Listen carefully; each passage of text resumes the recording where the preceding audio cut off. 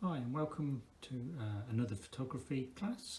A few tips today on taking pictures of things like flowers on a bright day, trying to get all the detail of nature into your picture, but really how to sort of set your camera up to get the best out of it. Now I'm sat in sort of a conservatory here, a lot of light but also a lot of shadows. Now what you can see in front of you at the moment is a cucumber plant.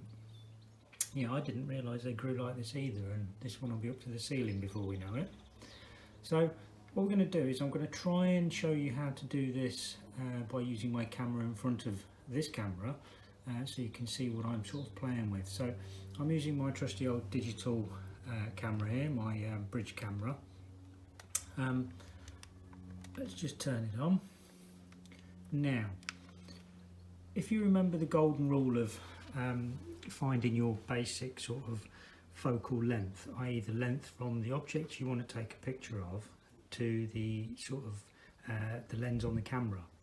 Now I normally work with a sort of the spread of from finger to thumb. I can't really do it at the moment because I'm holding the camera, but finger to thumb from that part of the lens to whatever you want to take a picture of. That gives you a good starting point because every camera is different. You may be using a compact camera that has only a small lens, or you may have a bridge, or you may even be on a digital SLR, a big one with a whopping great lens on it. And every lens is different and will capture different amounts of light and give you a different picture.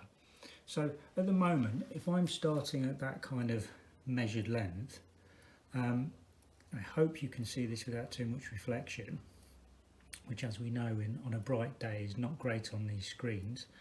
I've got mine set up on auto, or you can have it on easy shot or default. As I said in one of the first videos we did, I tend to keep mine on auto and just get some initial shots to see what happens. Otherwise it gets really confusing if you start moving all the settings around while you're learning what your camera will and won't do. Now we've got some little tiny baby cucumbers there. Now if I get my camera in there, I'm trying to look at two things at the same time here. Now because the light is weird in here, it's not really kind of enjoying what it's seeing. So what I can do is I can pull back slightly, and I'm going to just zoom in using the toggle on the top for wide angle and telephoto. So I'm just going to pull that, so basically the lens is zooming in. Now that may be too much, I can just knock it back a bit. Now as I said before, when you're practicing with this, don't press the shutter all the way down, just press it down a little bit and see if the camera can focus before you press it all the way down. If it's not coming into focus, maybe knock a bit of that zoom off and balance it by moving in slightly. If you move in too close, what you're going to do is end up having a blurry shot, simple as that. So what I'm trying to do is trick the lens by pulling it back slightly and then a little bit of zoom. It sounds contradictory, but it does work. So I'm just going to pull back a little bit, try again, try and find that crispness I want. So it's about there, so I can press it all the way down and I should have the photo. And we'll have a look at those in a moment. Now, because we're in shadow here, I don't have the problem with this little flower. So I can take a picture. I'm going to knock the zoom off. I'm going to try and get it because I want the light to kind of come through that and show all that crispness, that paperiness of the petals. So I can take a photo like that. Okay. Now, it's a different story outside. So we're just going to move outside. Now we've got full sun. And when we've got full sun, obviously we need to be mindful of where we stand, so we're not casting a shadow over the item that we want to take a picture of. So we've got these, I think they're called Cornish aeoniums, and fantastic patterns they make. So when we've got full sun like this, I can't see anything on the back of that lens, or back of that screen particularly, especially with my mobile phone trying to film it. So you're going to have to trust me on this one. But what I would do, same principle, I'd be trying to find my focal length with the camera.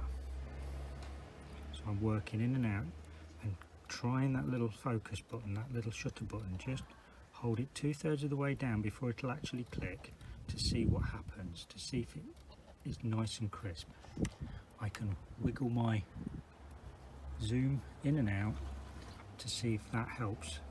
So it's just about finding what your camera will do. Now, one more thing. If we go over to something quite bright, I believe these are daylilies.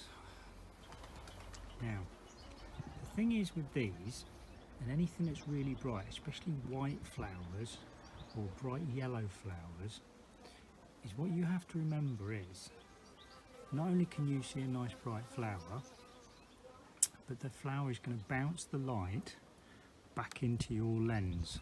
So if you go in too deep, you could cast a shadow on it, but on a day like today, I don't think that's going to happen so much out here. I'm actually focusing nearly into the sun, which is not ideal, but I don't have a lot of choice. Now, if you go in too close as well, you also run the risk of light bouncing from the leaves, the petals, reflected light back into your lens, which will bleach out the photo that you take. Now, that's one consideration to take. So you need to try different angles and see what works for you. Another thing to consider, it's a bit windy today and everything's moving around. Now, you can either wait for it to stop being windy, or what I'm going to do on my camera, and you will have this on most cameras, can you see SCN? That means seen. Sometimes it will spell seen. Now I'm going to move mine around so it's on seen.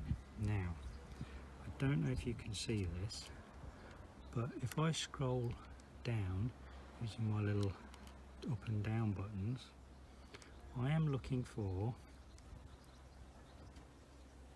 the one that has quick shutter. You can see that quick shutter, because I'm just going to OK that. That will speed up how quickly the camera takes the shot. There's plenty of light today, so we can have a quick shutter speed, so open and close the lens very quickly, which means when things are moving, like bees in flowers, or the wind is blowing the flowers, there's less chance of it blurring. So let's see if we can get him. There, just got him in flight, I think. We'll go inside and see if we can see that. So if you can change your camera setting to something like scene.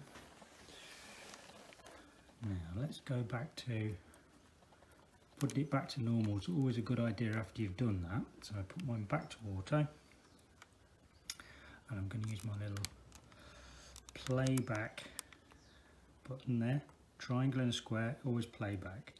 If I can just get mine to come on. Now I don't know if you can see that, but there is our bee flying out of the flower. So with a quicker shutter speed, with plenty of light already abundant out there, it should get us a nice photo. Now I can probably, using my zoom, we talked about this before, zoom in and then navigate away. So there is my bee flying in and out of the picture. So try looking for scene, or if you've got a more advanced camera, you might find that it doesn't say scene. You may have something that does you a 3-second burst, and it takes maybe 5 or 6 pictures all in one go. So have a look on your camera, see if you can make it work on a faster setting and just a simple setting. Use the scene selections because that'll be easier than trying to work out exact shutter speeds and things like that, and light settings, because it all does work hand in hand. So go with what the camera's already got to offer and try it out.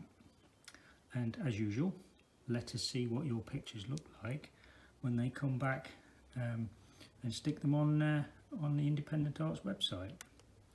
It'd be nice to see what you've managed to achieve. So thanks again.